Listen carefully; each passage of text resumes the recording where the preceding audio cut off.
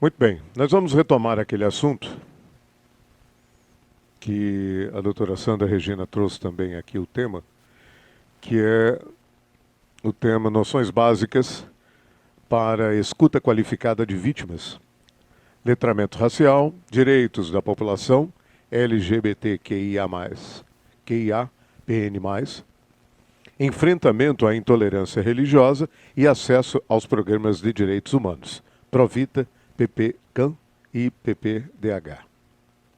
Eu vou convidar para conduzir esse tema duas pessoas, Laura Brasil e Jadiele Berto.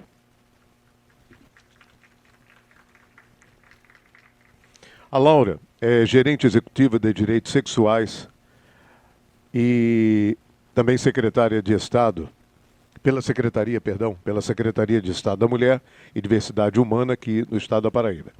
E Jadiele é gerente executiva de Equidade Racial da Secretaria de Estado também da Mulher e Diversidade Humana. Portanto, com a palavra, Laura e Jadiele. Olá, boa tarde a todos, a todas. Como já haviam mencionado, meu nome é Jadiele Berto.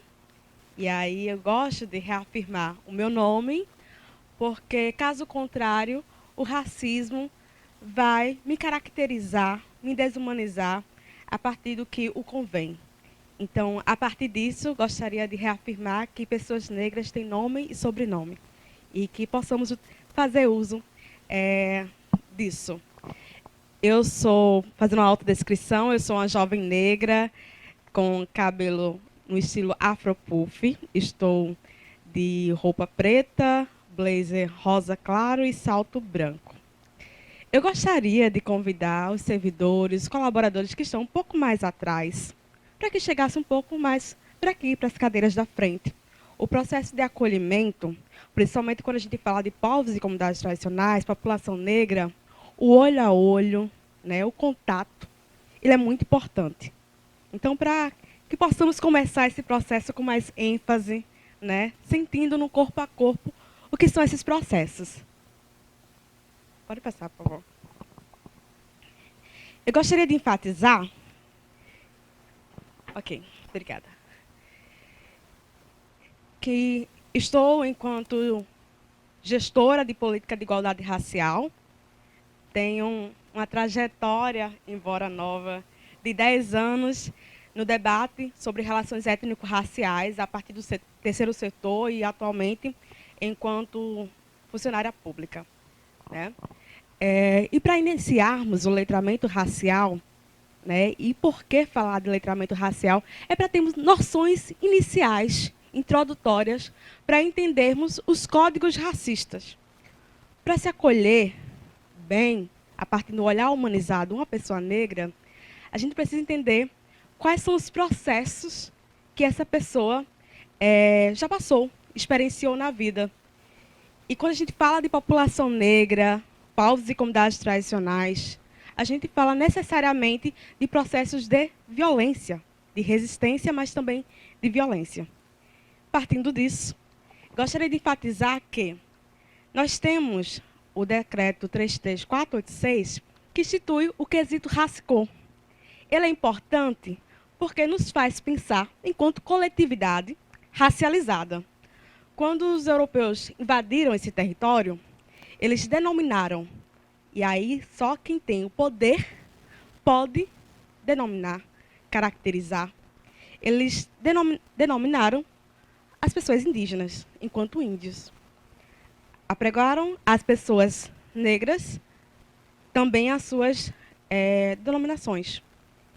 Pensando nisso, é sempre um processo de dominador apresenta o outro, né, o anormal.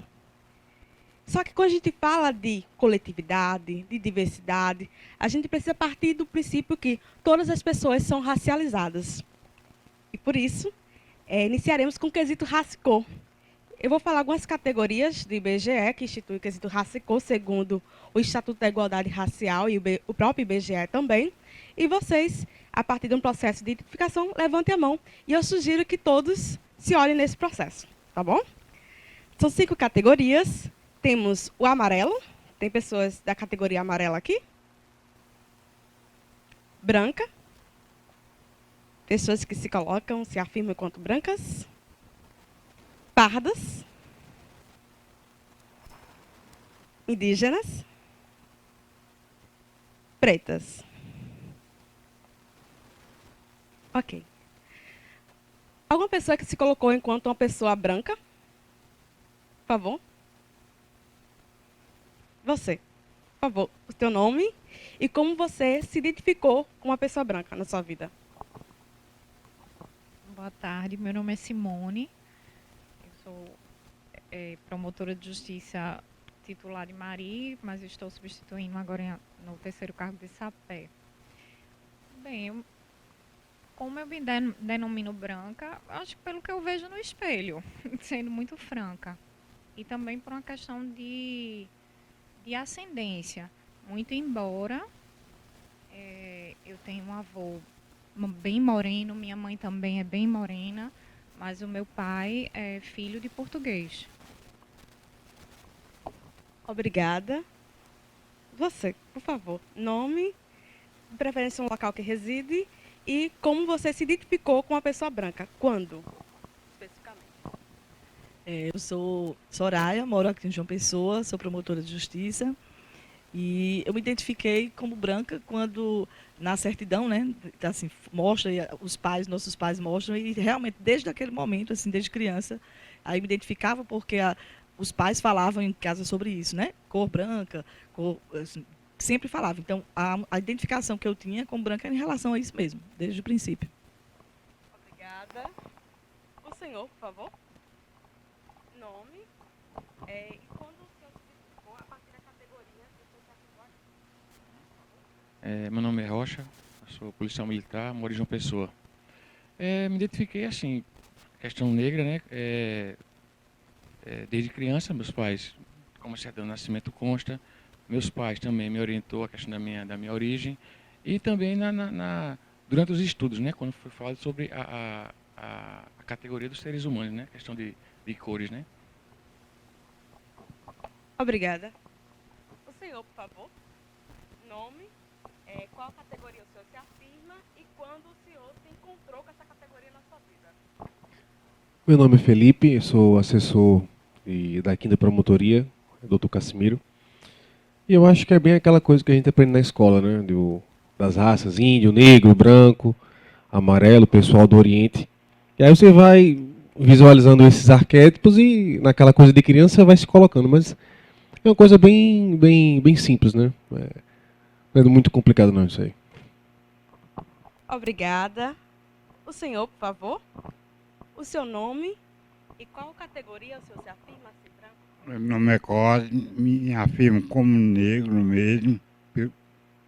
Então eu me identifiquei desde adolescente, que meus pais eram de cor parda mesmo, negro igual a mim, como eu sou.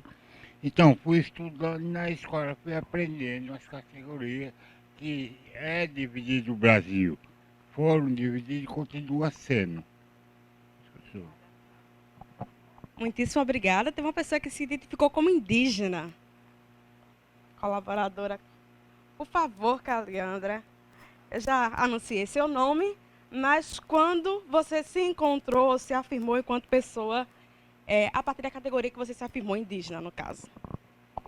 Certo, Caliandra, sou de Catolé do Rocha.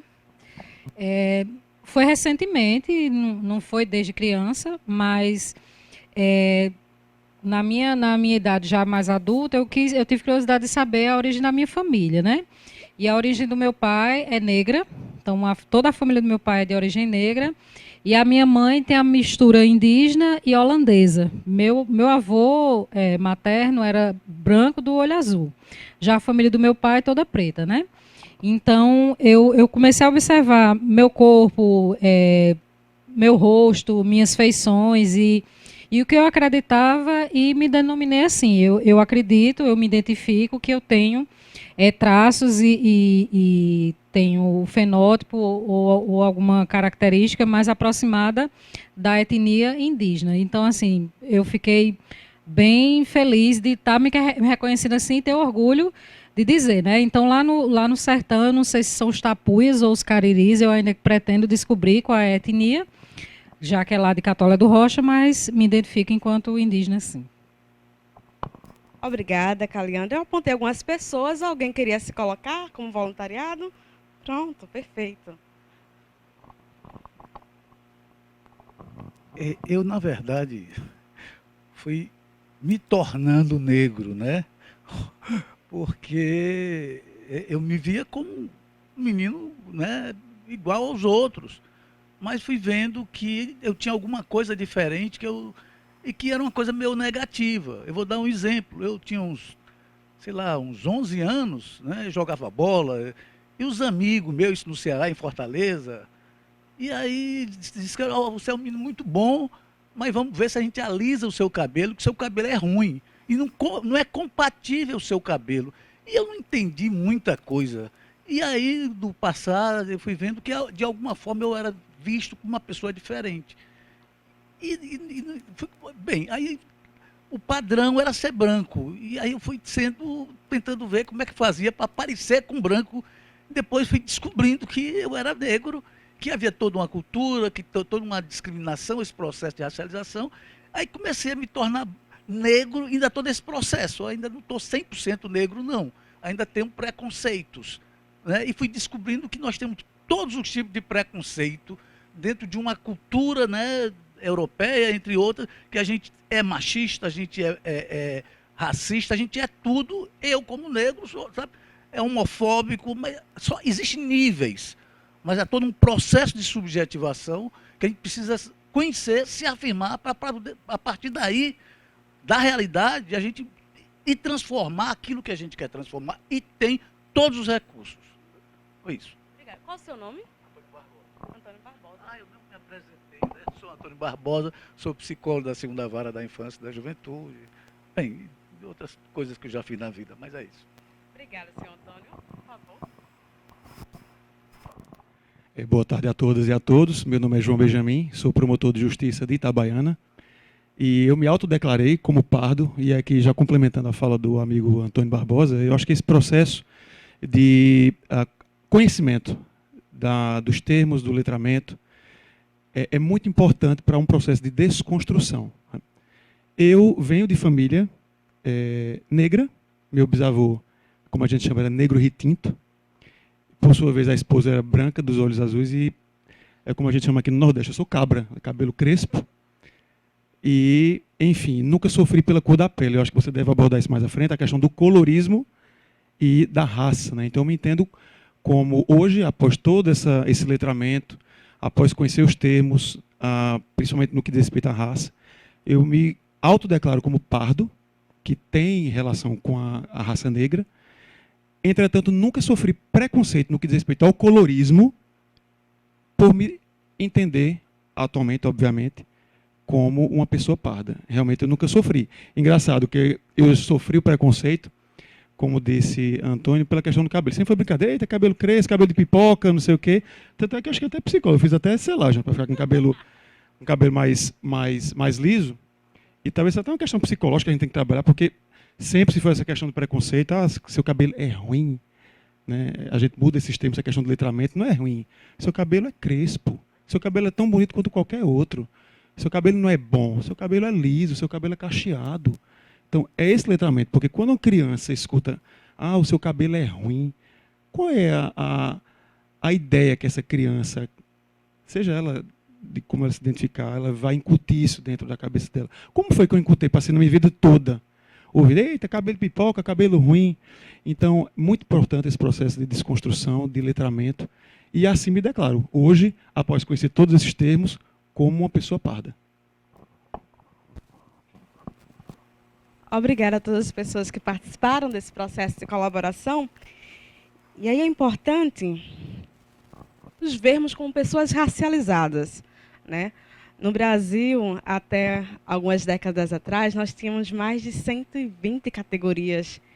Era café com leite, café, chocolate, marrom bombom, marrom Alcione, morena, mulato, várias. E hoje conseguimos chegar a 5, né, dentro das fichas de cadastramento, da administração pública, né, a partir do decreto. Isso é muito importante, porque vai nos direcionar em relação à criação e implementação das políticas públicas.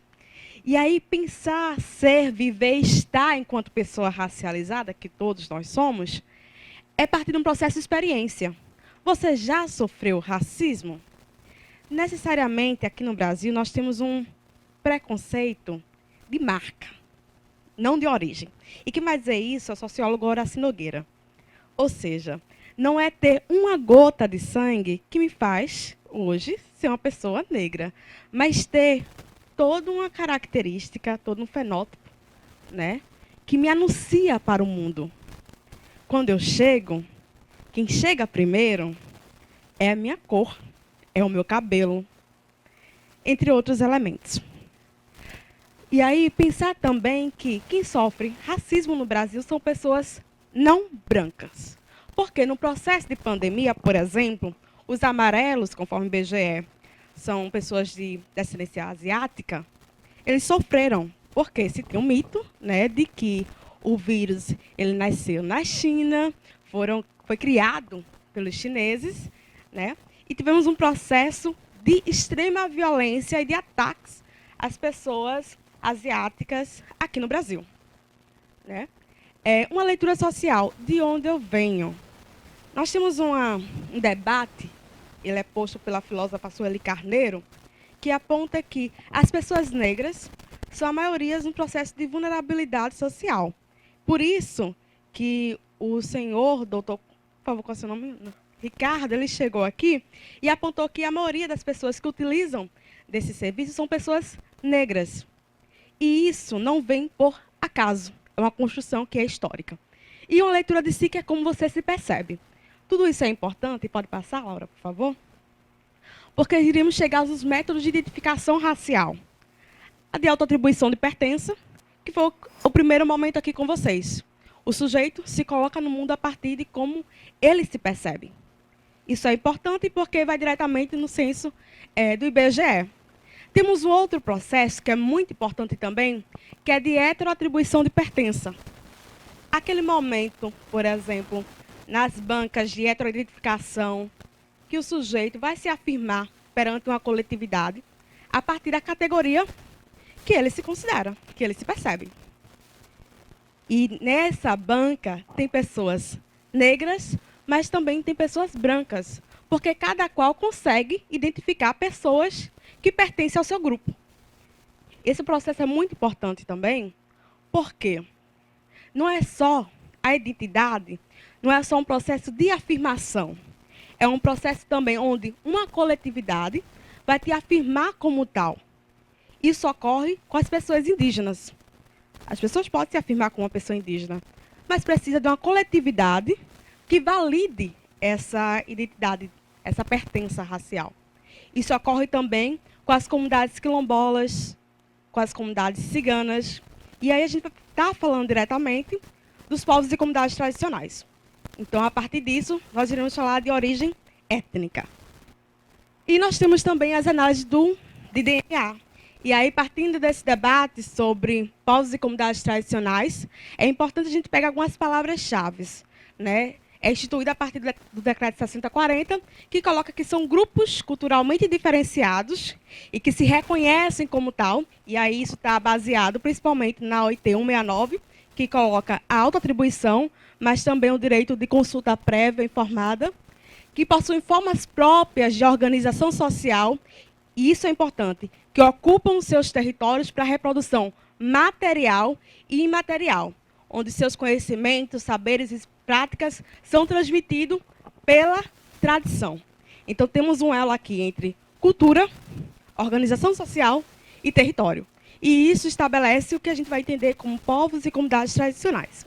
Aqui na Paraíba temos diversos, a secretária Lídia já havia informado anteriormente, 49 comunidades quilombolas certificadas. Esse é o primeiro passo para a regularização fundiária, né, que é instituída pela Fundação Cultural Palmares, tendo o certificado de autoatribuição expedido por esse órgão público. Temos um processo de entrada no INCRA em relação à regularização do território.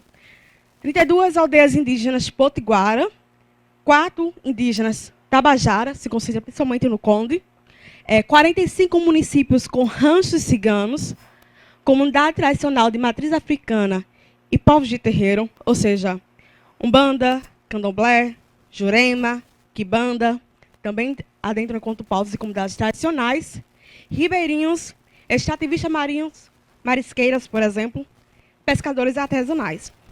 Todos esses estão presentes no nosso território e conformam o que hoje nós temos enquanto patrimônio da nossa sociedade paraibana. E aí, para a gente adentrar esse debate sobre acolhimento, é importante mencionar que estamos falando de comunidades que experienciaram algo elementar na construção do nosso Brasil, que são processos de violência. Então, estamos falando de povos originários que tiveram seus territórios usurpados, população negra que foi sequestrada, desterritorializada, para chegar aqui e trabalhar de forma compulsória, e depois, com a abolição, sem mecanismos de reparação, sem inclusão, e isso conforme o que hoje nós temos enquanto desigualdade socio-racial, né? E aí nós precisamos perceber que os sujeitos eles são diversos, e existe uma categoria que nos faz analisar os sujeitos a partir dessa diversidade. Eu não sou apenas uma mulher, eu não sou apenas uma pessoa negra, eu não sou apenas uma jovem, eu não sou só uma pessoa pertencente à comunidade LGBTQIAPNB+. Todas essas identidades, elas habitam em mim e perpassam o meu corpo. Então, o primeiro mito é quebrar com essa ideia de que as pessoas elas são iguais, a população negra é igual, a população indígena é igual, porque são diversas, né? E, a partir disso, eu gostaria de firmar aqui um debate a partir da interseccionalidade. É uma categoria que vai ser trabalhada por Kimberly Crenshaw, por Carla Cotirene, por Lélia Gonzalez, por Angela Davis. E por que falar de interseccionalidade? E aí eu trago a imagem de Anastácia. Anastácia, ela está com a máscara que foi colocada nela, né, de forma compulsória, que a impede de comer, também a impede de falar. E por que trazer e fazer essa menção? Porque estamos falando de um processo de interdição de fala. Para as pessoas negras, e aí trazendo uma experiência de trabalhar por 2 anos no Centro de Referência de Igualdade Racial, as pessoas negras, quando elas vão falar sobre processos de violência, ela não vai trazer apenas um evento pontual, porque estamos falando de um dentre milhares. E aí existe um processo de um cuidado, de um acolhimento, de uma escuta ativa, de preocupações, inclusive, para fazer perceber que aquele processo ele foi violento e que está trazendo impacto diretamente para a autoestima ou para a psique da pessoa. E isso é um desafio, porque até o momento que para ela perceber que aquele é um processo de violência, é custoso, né? Tanto para ela, mas também para a pessoa que está atendendo, principalmente quando essa pessoa pertence a essa coletividade, né? E por isso a importância de entender os códigos racistas, para a gente conseguir trazer qual é o fundo, né? Qual é a origem desses processos de violência. Então, Anastácia, e aí eu vou fazer um diálogo a partir do que traz a Conceição Evaristo e a Grada Quilomba, foi uma mulher negra escravizada, né, que passou por diversos processos de violência, e ela traz uma comparação, uma força no olhar, que é destacada por Conceição Evaristo, que é um olhar que ela vai comparar com o que fala Didi. O que vemos só vale e só vive em nossos olhos pelo que nos olha. E aí falar das mulheres negras nesse processo de construção de país é falar de enfrentamento a um processo de escravização, mas também ainda hoje de processo de desigualdade. É falar de uma construção de nação, e é a construção compulsória, onde o direito ao nome foi retirado. E por isso a importância de hoje a gente falar também sobre o direito social étnico, do direito das pessoas negras se afirmarem a partir dos seus elementos de expressões religiosas, entre outros, porque esse direito ele foi retirado. O direito à família, quando as famílias eram desmembradas a partir de um processo que se via enquanto mercadoria. O direito à cultura, quando a gente precisa recordar que a capoeira, que o candomblé, eles foram criminalizados. E hoje,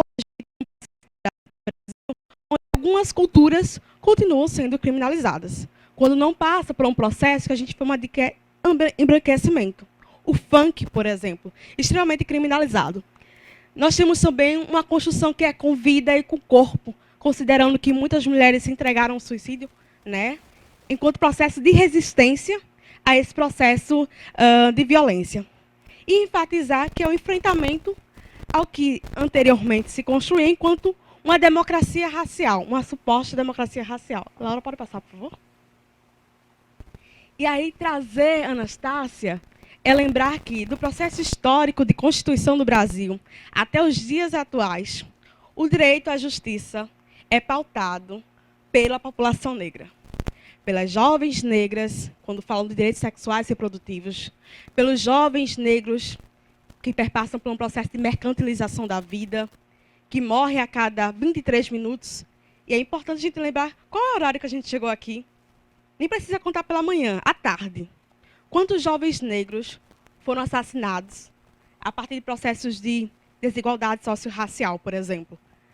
Falar de direito à justiça é lembrar, por exemplo, dos direitos territoriais que são lembrados pelas comunidades quilombolas, entre outros, o direito à educação, à saúde.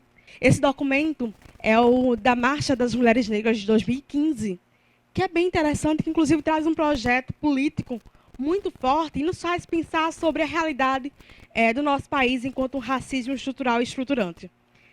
O companheiro psicólogo, ele disse uma expressão que é muito forte para as pessoas negras e que é um título de um livro de Neuza Santos Souza, psicóloga e psicanalista, que ela vai falar do tornar-se negro.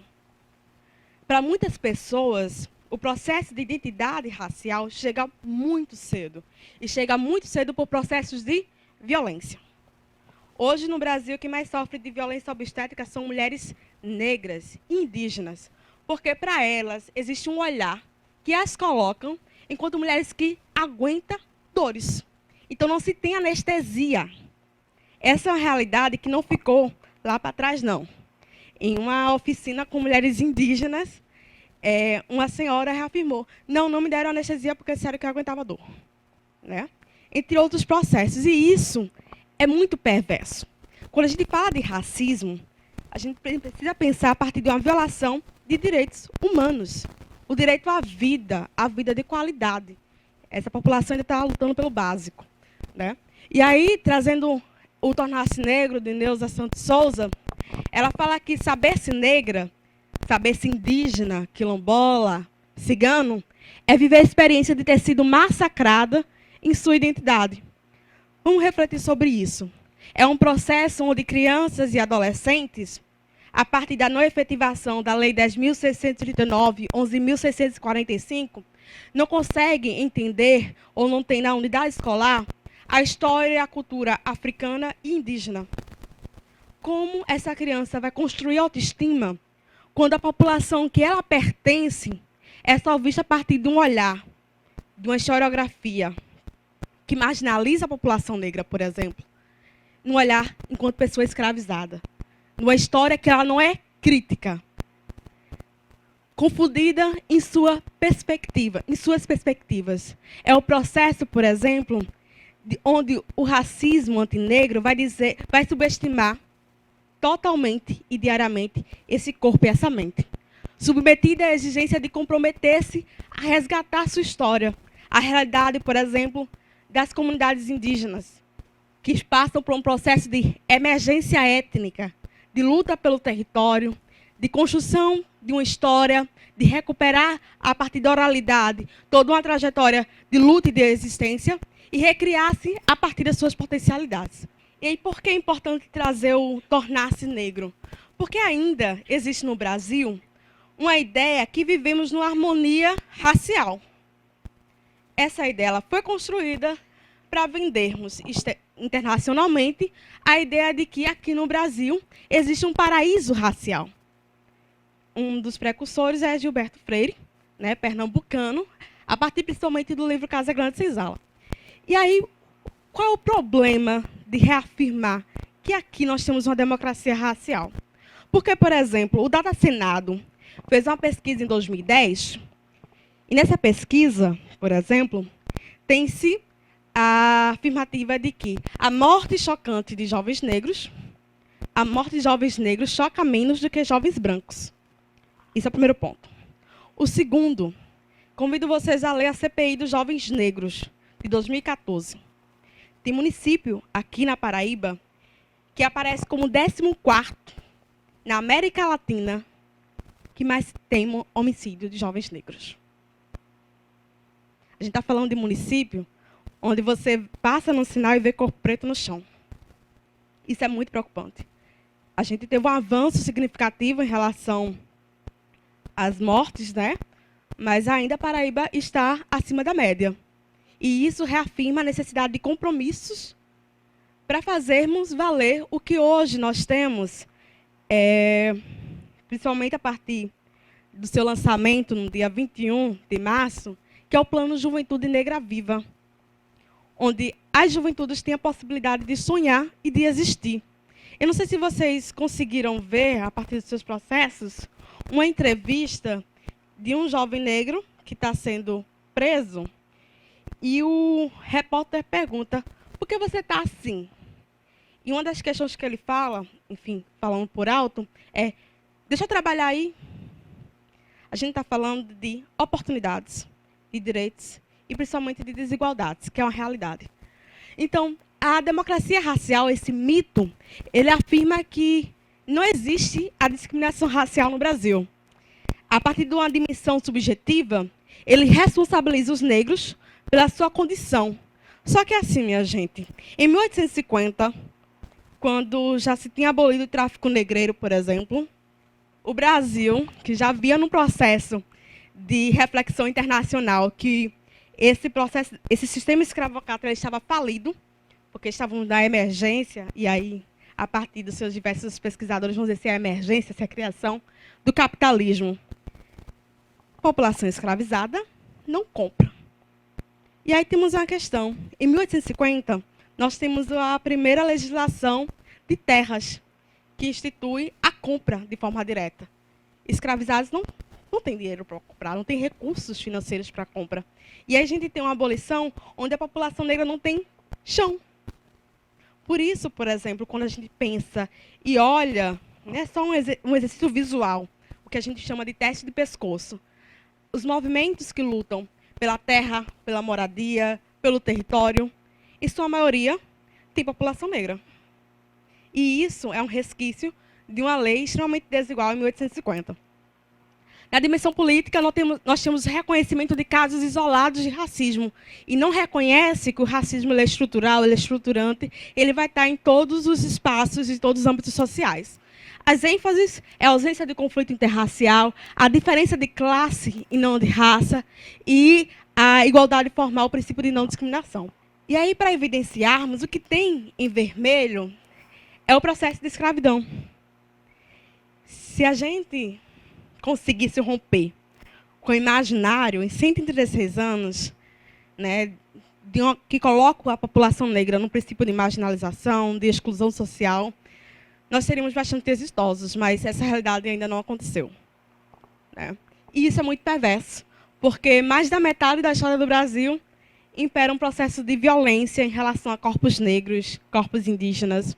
E aí, dialogando com Silvio Almeida, atual ministro dos Direitos Humanos, no livro chamado Racismo Estrutural do Feminismo Negros Plurais, ele vai dizer que raça é uma forma sistemática de discriminação, né? Racismo é uma forma sistemática de discriminação que tem a raça como fundamento e que se manifesta por meio de práticas conscientes. Vamos fechar aqui. Quando a senhora vai numa agência bancária, aqui, diz assim, ó, eu não gosto de preto, eu sou a maior racista do universo, meu nome é fulana e eu moro em tal canto. Ela sabe o que está fazendo. Isso aconteceu aqui, 2020, final de 2020. Mas também ocorre por meio de práticas inconscientes. E aí é importante a gente afirmar a necessidade de letramento racial. Sai de processos de ignorância, de não entendimento de como o racismo opera, de como a intolerância religiosa opera, para saber que falas, práticas, causam violência, causam perversidade. E aí essas práticas, conscientes e inconscientes, elas resultam em desvantagens ou privilégios, dependendo do grupo a qual pertençam. E aí existem alguns olhares diferenciados em relação à interpretação do racismo. Tem algumas pessoas que afirmam que o racismo ele vai trazer desvantagem principalmente para a população negra, exclusivamente para a população negra. Tem outros que consideram as desigualdades em relação à população branca e preta e afirma que quem perde é a população brasileira. E aí, se no final do mês 3 aviões lotados de jovens negros, é como se ocorressem a queda de 3 aviões lotados de jovens negros, a gente precisa pensar que é uma geração que está sendo perdida. Só que não existe comoção, porque estamos acostumados a abrir o apetite assistindo corpos pretos no chão. Eu só quero enfatizar esse dado do IBGE de 2018, que afirma que mulheres brancas alcançam o ensino superior completo em proporção 2 vezes maior que as mulheres negras, e um dado da Oxfam, de 2017, que diz que a renda entre negros e brancos só será equivalente em 2089. Só que esse dado ele é de 2017. Ele não considera, por exemplo, o recrudescimento do racismo, né, o acirramento das desigualdades sociais causado pela pandemia da Covid-19. Então, se a gente considerar isso, será anos e anos para frente. Nós temos uma realidade que ela é muito perversa. Quando ocorre a morte violenta de pessoas negras, afeta diretamente a comunidade. Essa comunidade tem suas lideranças, a mãe, né, principalmente, os responsáveis diretos pelaquela vida. E são essas pessoas que, posteriormente, vai ter ansiedade, depressão e vai morrer. E aí temos dados bem cruéis que afirmam que sintomas de depressão são encontrados nas mulheres negras. Minha mãe não dorme enquanto eu não chegar. Esse é um dos programas de uma instituição chamada Odara, da Bahia. Eu sugiro que vocês dêem uma olhada. É, por exemplo, quando afirma que os transtornos mentais comuns têm maior prevalência em pessoas negras. E um outro dado, que é da Fiocruz de 2020, que afirma que para cada 10 jovens que tiraram a própria vida no Brasil, 6 eram negros. Pode passar, por favor. Esse fluxograma ele é uma parceria da Crioula, ONG Crioula, de São Paulo, e a ONU Mulheres, especificamente. E vai trazer o racismo a partir de algumas dimensões. A primeira, pessoal, internalizado, o sentimento, a partir de sentimentos de inferioridade ou de superioridade racial. A partir de conduta, a passividade, a proatividade, a aceitação e a recusa. E aí é muito importante, inclusive existe um livro que diz que o corpo fala. No nosso acolhimento, o nosso corpo vai falar. Vai dizer se aquele discurso, se aquela narrativa está sendo bem-vinda, mas também se ela não tiver.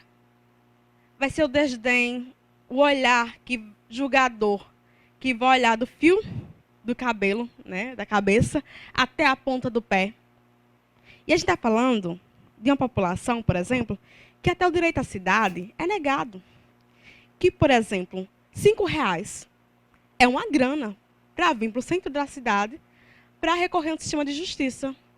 E aí, esse olhar, esse tratamento, vai violentar.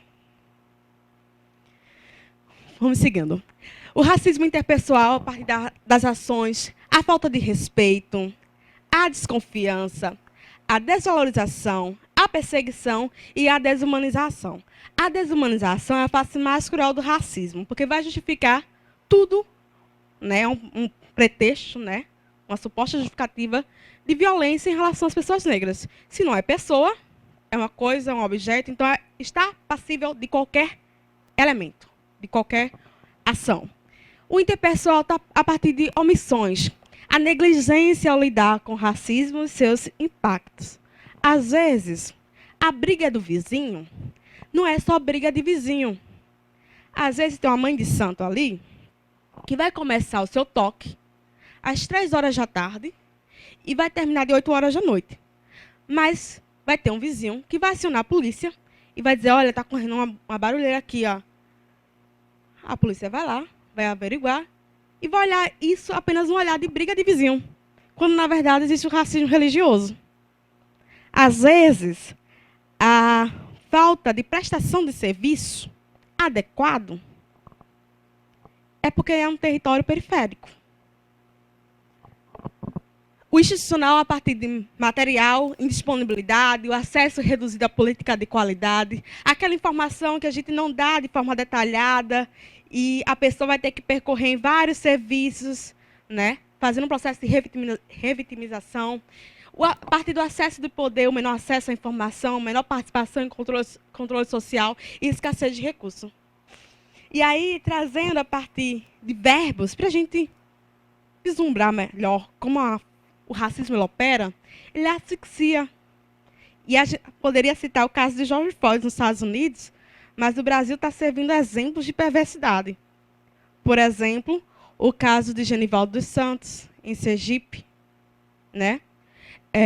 O racismo invisibiliza o processo de Machado de Assis, um escritor intelectual negro que passou por um processo de clareamento. Agora, é só a gente pensar também quando o turbilhão, né, de revolta, quando Jesus passou por um processo de colorimetria, pensar que Clarice Lispector é uma mulher cigana. O racismo paralisa, o racismo mata, o racismo demoniza.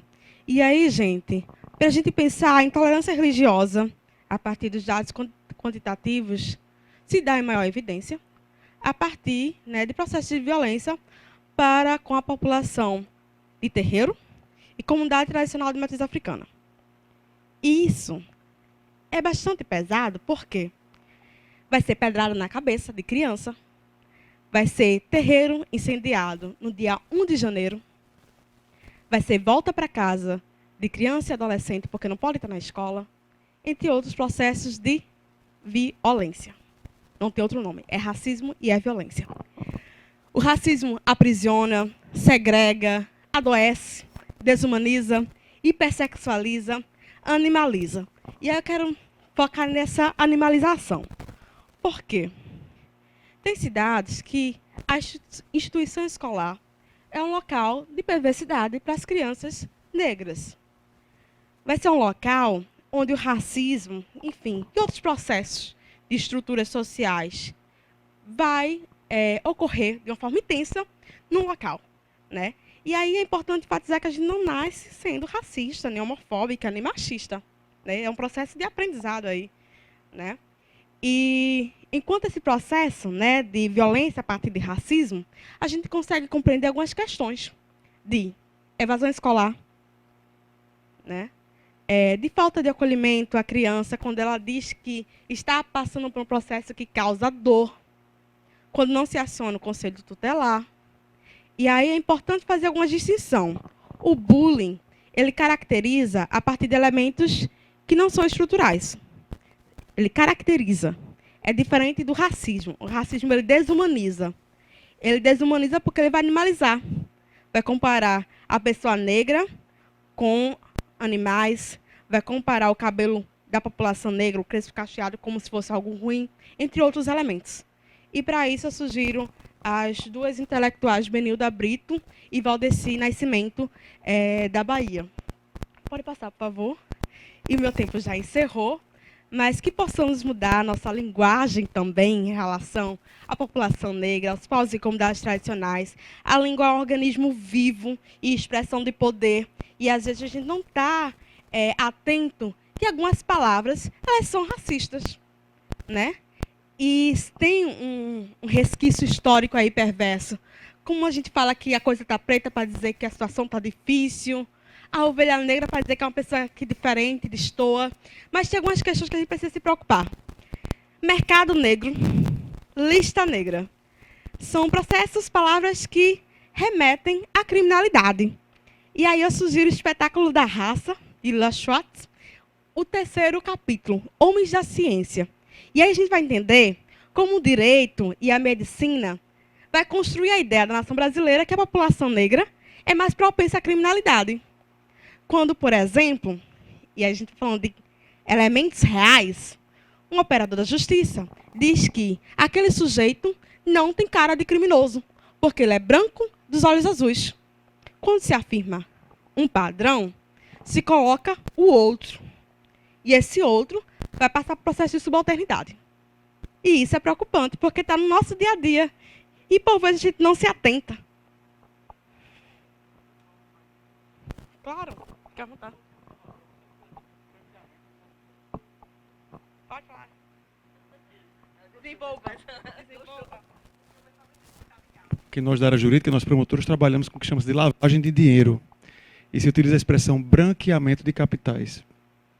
Por que esses capitais que são sujos, eles precisam se branquear? Então vem toda essa questão também do racismo estrutural, que permeia essa expressão do branqueamento de capitais. Quer dizer que se o capital ele é escuro, ele é preto, ele é negro, ele é sujo. E se ele branqueia, é porque ele fica bom, ele fica limpo e fica honesto. Então fica essa reflexão também aos colegas promotores e promotoras para pensar, refletir a respeito da utilização dessa expressão branqueamento de capitais. Obrigada, Benjamin. A gente pode trazer uma analogia com o que se fala de inveja branca. A inveja positiva é a inveja branca. Quer dizer que a outra inveja, a negativa, ela é negra? São algumas associações, tá? Eu só quero focar em duas questões, minha gente.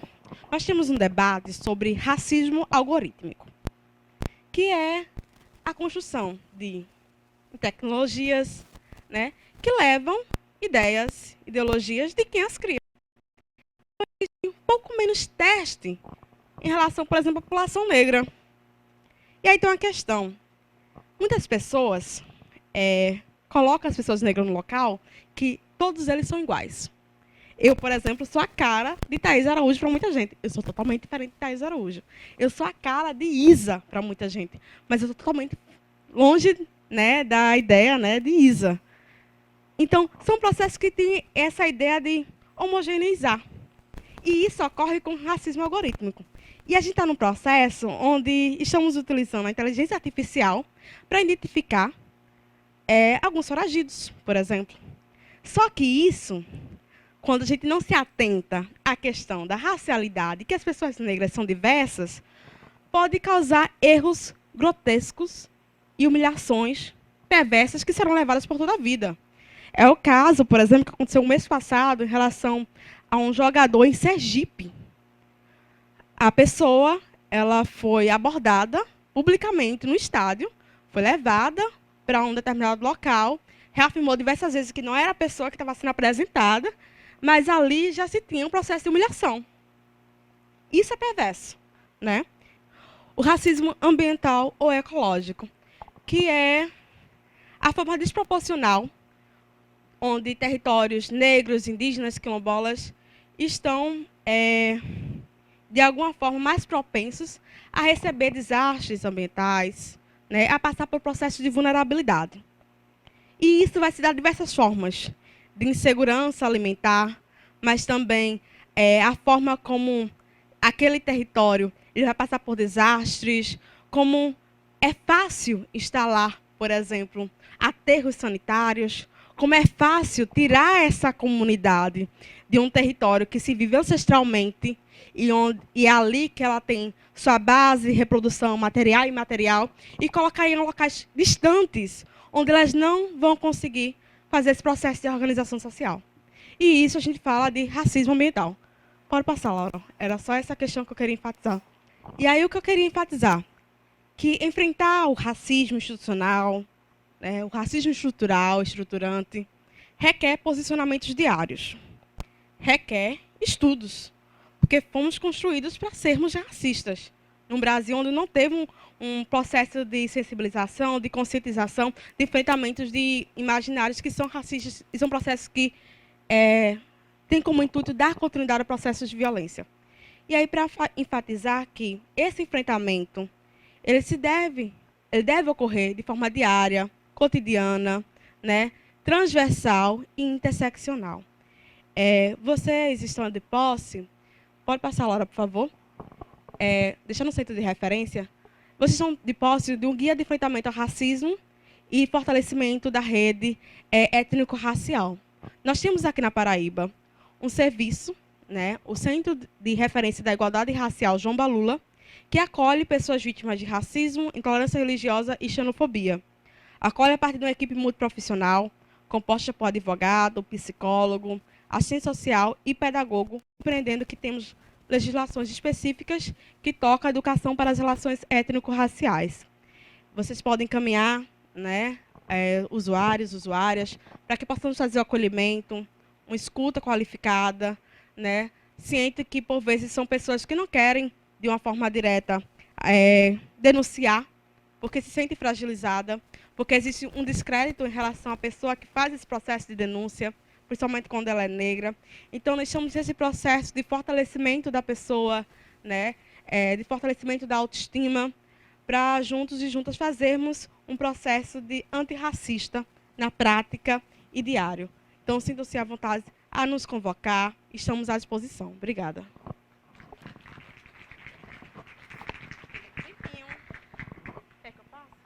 Oi, pessoal.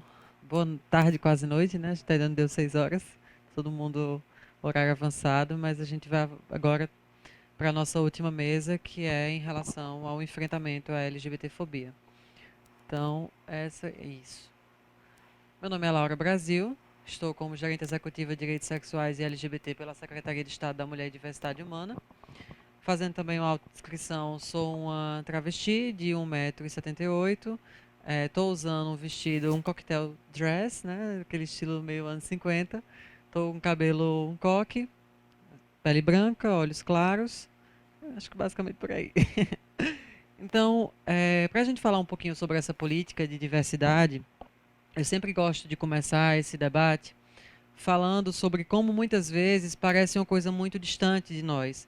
Quando a gente vai falar sobre os debates do que a gente chama de população e vulnerabilidade, parece que se instituiu na realidade brasileira uma política do nós versus os outros. E o outro é aquele outro diferente, que é a pessoa pobre, preta, indígena, cigana, quilombola, LGBT, população de matriz africana, é sempre aquele que traz características que não são hegemônicas. Nesse processo, a gente incorre num risco muito grande, que é desconsiderar a diversidade da população brasileira no processo que a constitui, que é exatamente um processo diverso, múltiplo, que nós nos fazemos exatamente pela diferença e pela construção conjunta de diversas populações que se uniram em pautas que se tornaram aí a nossa Constituição cidadã num processo democrático, plural e equânime, pelo menos na perspectiva utópica.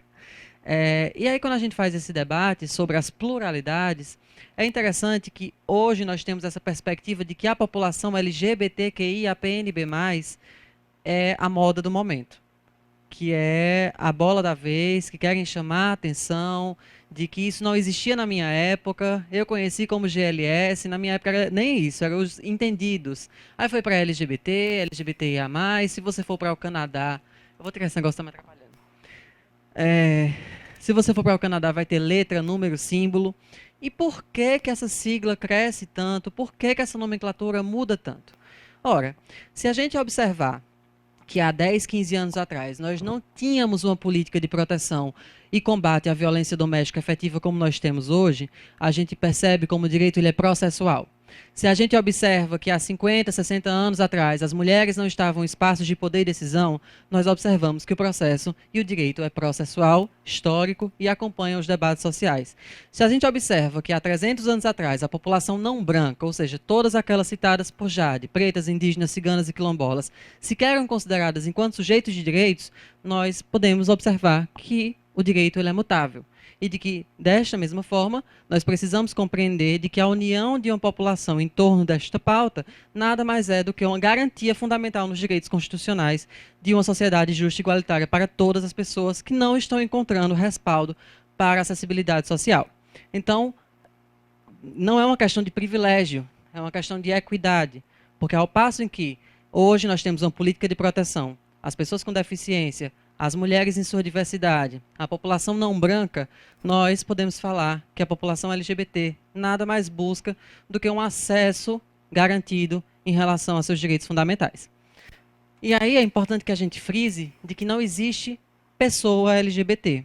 Essa sigla é um conjunto de pessoas que têm múltiplos pertencimentos e, assim como Jade colocou na sua fala, de que nós não podemos reduzir uma pessoa preta ao seu fenótipo, nós não podemos reduzir uma pessoa que faz parte da comunidade LGBT à sua identidade de gênero, orientação sexual ou condição morfológica.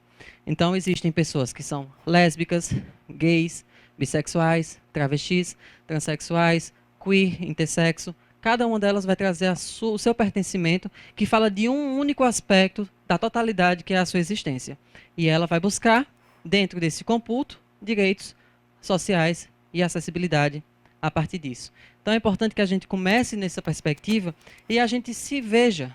Porque quando a gente vai se observar, nós deixamos de ver esse outro com uma perspectiva exótica, que está sendo aí tratada como um caso específico e atípico, e nada mais nós vamos ver que faz parte dessa processualidade histórica, dessa consolidação da luta dos movimentos sociais articulados em prol de direitos, em prol da garantia, do que a gente vai falar dos direitos de personalidade e do que a gente vai falar dos direitos básicos de cidadania. É assim que a gente fundamenta, para a gente entender que, inclusive, os nossos direitos, enquanto pessoas cis e hétero, também foram direitos conquistados processualmente, historicamente, em um contexto muito específico da nossa história recém-democrática. Então, a partir daí, a gente começa a fazer alguns pontos de reflexão de que o que parece um privilégio nada mais é do que são direitos fundamentais de acessibilidade social. E eu gosto sempre de frisar em pontos de reflexão muito simples, que eu gostaria que os senhores e senhoras aqui presentes levantassem a mão, caso se vissem em alguma dessas situações descritas. Você já teve atendimento de saúde negado devido à sua identidade de gênero? Você já teve medo de colocar o seu nome, o nome com o qual você se identifica, num currículo? Você já precisou escolher entre usar ou não usar um banheiro por medo de sofrer algum tipo de violência, seja ela sexual ou física? Você já foi doar sangue e teve o seu sangue negado em função da sua orientação sexual? Levanta. Imagina ter medo de andar na rua somente por ser quem você é. As mulheres aqui geralmente sentem esse medo em relação às questões de assédio, de violência sexual. E a questão da maternidade e paternidade deslegitimada também é uma questão comum também a muitas pessoas. Então, o que a gente está falando aqui são aspectos básicos, basilares de acessibilidade social.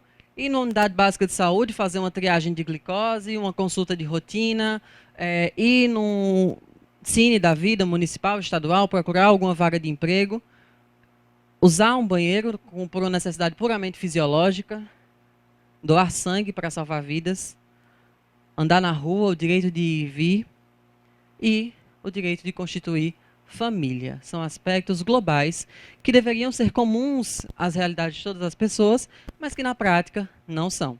A gente percebe que, por exemplo, em relação à saúde, é muito comum que a população trans e travesti, especificamente, ela não consiga acessar os espaços de saúde em relação à saúde básica, muitas vezes recorrendo a perspectivas clandestinas, revitimizando-se, evitando, por exemplo, uma inclusão em processos de saúde primária, chegando já com demandas de alta complexidade para o nosso sistema de saúde ou enquanto dados estatísticos. Quando a gente vai ver, por exemplo, a questão da empregabilidade, também gosto de frisar a população trans, porque é a população que a gente observa com maior índice de vulnerabilidade nesses aspectos de direito básico, 90% da população trans brasileira, uma perspectiva de 3 a 6% da população local do Brasil, estão na informalidade ou na prostituição compulsória. A prostituição por si só não é um problema, é uma profissão como qualquer outra, mas quando você tem a condicionalidade da sua existência a esta perspectiva profissional, como se esse fosse o local destinado a um determinado corpo, nós temos um problema, porque não é uma questão de escolha, é um direcionamento compulsório de que aquele corpo, de aquele determinado sujeito, deve ocupar este único lugar. que é o lugar da noite, que é o lugar da sarjeta, que é o lugar da marginalidade, da drogadição, da violência, que cria esse imaginário social de uma ideia de periculosidade e de degenerescência dessas existências, que maculam até hoje a percepção de que, por exemplo, uma travesti pode estar aqui nesta plenária fazendo uma palestra para os senhores e senhoras. Essa questão do banheiro, que é o debate que está em voga, a gente fala puramente, e eu costumo peçar licença da brincadeira, inclusive para as pessoas que vão assistir a posteriori, mas esse debate surgiu entre homens, que criaram esse mito do problema do banheiro, porque dizem que uma mulher trans, eu, por exemplo, ao entrar no banheiro, estaria expondo às demais mulheres a minha corporalidade. O que a maioria dos camaradas desconhecem é que os banheiros femininos são cabines privativas, em que nós, mulheres, entramos, fechamos, nos isolamos, fazemos as nossas necessidades fisiológicas e, no máximo, vamos trocar uma palavra no lavatório, em que a gente vai falar sobre qualquer coisa do nosso dia a dia, elogiar umas às outras, comentar trivialidades e sair do nosso banheiro. Nos banheiros masculinos, nós temos os famosos mictórios, em que existem práticas de exposição muito conhecidas. Então, esse imaginário foi transferido como pânico social para as mulheres trans e travestis e fazem com que, por exemplo, enquanto demanda de saúde, essas mesmas mulheres trans e travestis desenvolvam problemas renais crônicos por não conseguir minimamente fazer as suas necessidades fisiológicas como qualquer outra pessoa que minimamente vai a um banheiro. Essa questão de ir e vir, é importante que a gente entenda de que o Brasil ocupa, pelo 5º ano consecutivo, não vou lembrar a posição, mas está entre os 10 países que mais violentam a população LGBT e pelo 14º ano consecutivo como o país que mais mata especificamente a população trans e travesti. A expectativa de vida dos senhores e senhoras enquanto pessoas cisgêneras é de 78 anos. A minha, por ser uma mulher trans travesti, é de 35 anos. Então essa é a realidade que faz com que taxativamente, mesmo apesar de estar nesse lugar ocupando provisoriamente de uma representação política, social, de poder, mas que ao sair, por exemplo, dessa instituição, uma pessoa simplesmente, por conta da minha identidade de gênero, me mate, me violente, puramente por uma questão de ódio. Nessa questão da maternidade e paternidade, criou-se essa ideia, que é historicamente vinculada, de que iguais não reproduzem. E aí, esse mito faz com que, por exemplo, até hoje, o direito à família seja negado à população LGBT. Que nos casos de adoção socioafetiva de casais gays, casais lésbicas, de pessoas trans que queiram gestar, é possível, amamentar, desde a década de 40, essas questões sequer sejam consideradas. E quando a gente vai, por exemplo, para a vara de família, isso é uma grande celeuma. Porque sequer essas pessoas são consideradas enquanto possibilidade de constituir família. Conheço pessoas do meu convívio que até hoje, homens trans, com filhos, 2 filhos, não conseguem fazer a retificação dos seus filhos e precisam todos os anos, quando vão inserir os seus filhos na escola, um constrangimento, porque está lá a documentação como mãe e ele é pai. E a gente está falando, então, de direitos básicos, direitos fundamentais, que todas as pessoas nesta sala talvez não viveram, mas que na prática da população LGBTQIA+, é uma prática cotidiana.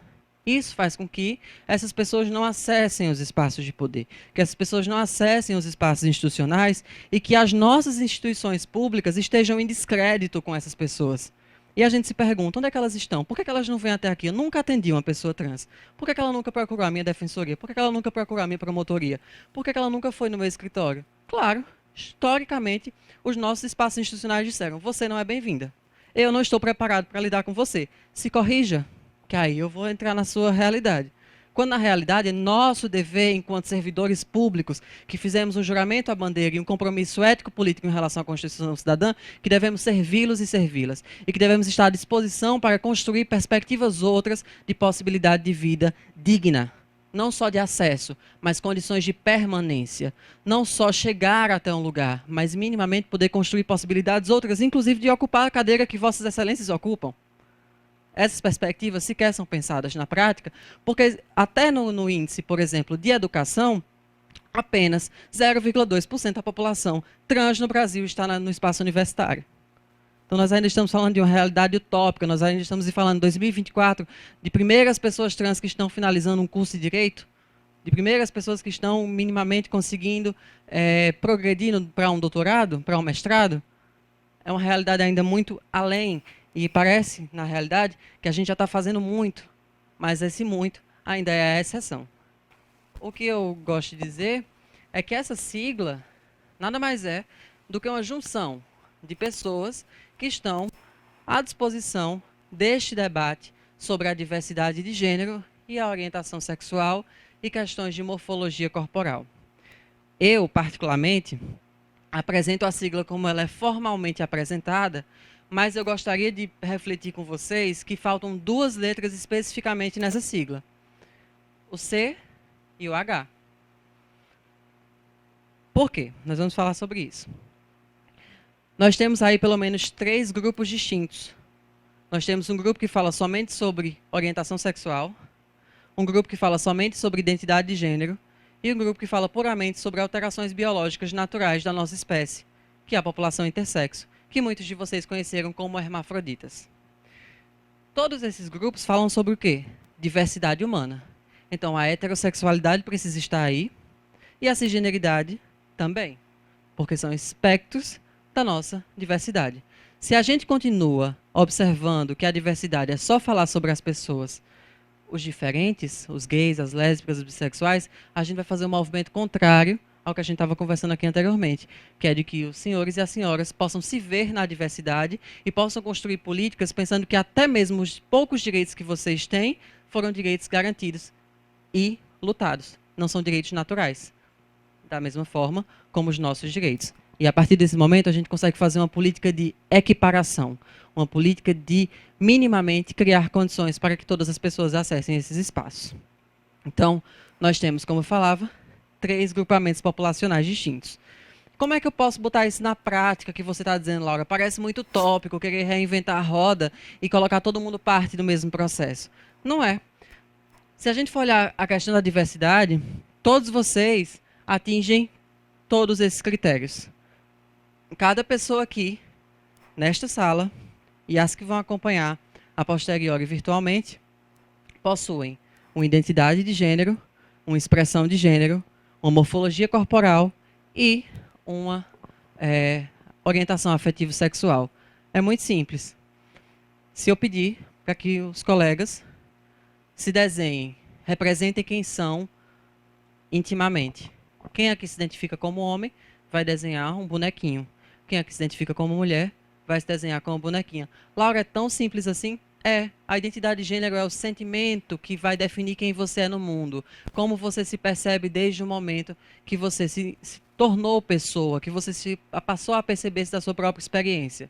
Se você se percebe enquanto mulher, você tem uma identidade feminina. Se você se percebe enquanto homem, você tem uma identidade masculina. E existem pessoas que não se percebem em nenhum desses espectros, que seriam as pessoas não binárias. Elas têm uma percepção particular de si no mundo.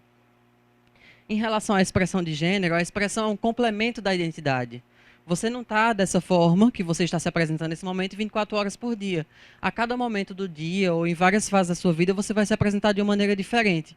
Laura, não entendi. Hoje, aqui nessa palestra, eu falei para vocês que eu estou usando um cocktail dress. Mas, por exemplo, se você me visse mais tarde, eu poderia estar usando roupa de academia. Eu poderia estar, por exemplo, de roupa para dormir. São aspectos que vão complementar a minha identidade. A minha identidade é feminina, eu sou uma mulher. E a forma como eu vou expressar a minha mulheridade pode ser diversa. Cabelo, unha, forma corporal, aspectos que eu vou utilizar que complementam a minha personalidade, falam quem eu sou. É um auxílio à minha identidade, é um complemento. Então não existe uma única forma de ser mulher, assim como não existe uma única forma de ser homem. Depende do momento, do contexto e da nossa perspectiva própria personal. Então vocês conseguem perceber que vocês têm uma identidade, vocês se veem de uma forma no mundo, vocês têm uma expressão. Aqui, por exemplo, está todo mundo formal, porque está no ambiente de trabalho, mas em outros momentos podem estar mais despojados, mais à vontade, ter um estilo particular de vestimenta. Vocês também têm uma morfologia corporal, aquele tão falado debate biológico, que inclusive é utilizado para reprimir esses debates de direitos sexuais e reprodutivos. Na questão morfológica, eu gosto de me debruçar por esse aspecto, que é quando a gente vai falar, Laura, Biologicamente, nós somos macho ou fêmea. Camarada, sugiro que você volte para a faculdade ou volte para o ensino básico de ciências, porque na espécie humana nós temos pelo menos 32 cariotipagens possíveis de existência, em que a variabilidade vai ser puramente cromossomial, hormonal, morfológica ou situacional em algum aspecto mais orgânico, de fenótipo, de estrutura, mas que trazem perspectivas possíveis de vida. A gente aprendeu isso lá em biologia, como síndrome do supermacho, superfêmea, Klinefelter, a questão própria do hermafrodita, entre vários aspectos que condicionam muitas vezes uma alteração na questão reprodutiva. Mas eu pergunto aos senhores e senhoras se a reprodução é um elemento fundante para a cidadania, ou se o aspecto subjetivo de uma pessoa que se coloca enquanto sujeito de direitos é preponderante.